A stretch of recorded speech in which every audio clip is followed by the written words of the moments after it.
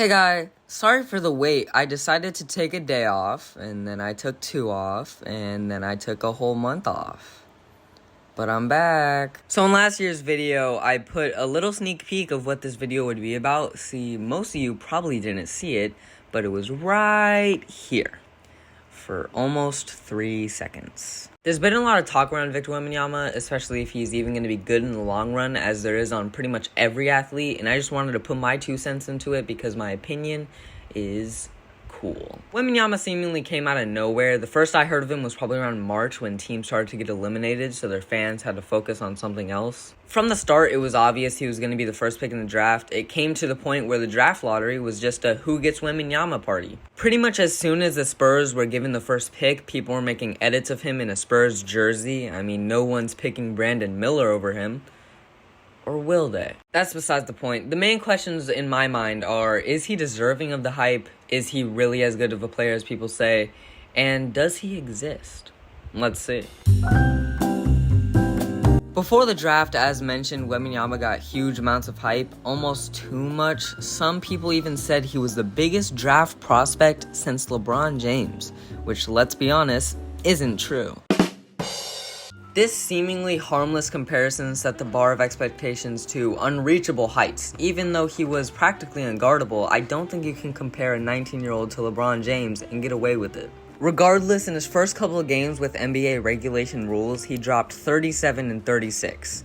This raised the expectations way higher. Now yes, these expectations are being strengthened by his own actions. It's not like someone forced him to drop 37 just so they can call him the greatest player ever. But even Kobe dropped 81, but that doesn't mean he's even going to get close to that every single night. And if you think that, you're just bound to be disappointed. So anyway, Summer League rolls around, and I wouldn't say everyone's hoping for a standout performance, but I think if he played horribly, fans would call him a bust immediately, which wouldn't even happen, right?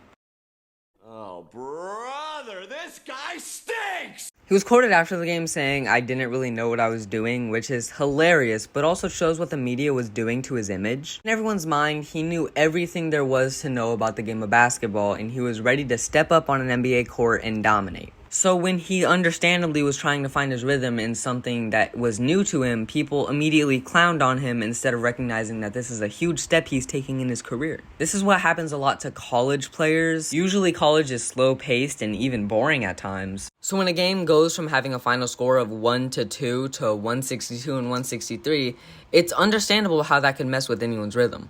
After the game, Twitter absolutely clowned on him, calling him a bust and all that, and even I thought that this was just confirmation in my mind that he wasn't actually that good when faced up against harder competition. Now, was it fair to judge off of one failed game?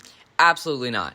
But when the entire world is looking at you, hoping you perform, and you give a bad performance, it could ruin the reputation you built, even if it's only one game. This happens a lot in the finals when players think that the entire world is looking down on them, when actually it's just tens of millions of people. There's nothing to be worried about. This is something that everyone, but especially players, could relate to. No matter how good you do, it's just not enough. I think this situation perfectly shows how harsh fans can be on a player, especially when they don't match up to standards. Because yes, he absolutely shit the bed when it came to putting up numbers. But even in his second Summer League game, when he put up 27 points on 9 for 14 shooting, I still saw people saying that he's a bust, and regardless of the game, he's not going to do well in an NBA environment. This issue definitely stems from NBA fans in general. It's like someone could have one bad game and people are ready to pull the plug even if they had 4 good games after it. Now, I'm not saying I'm completely innocent of this. I've definitely complained about players when they aren't performing to the standard that I've put them at, and I think that's a hugely toxic trait that has and probably will plague the league forever. Do you view this season as a failure?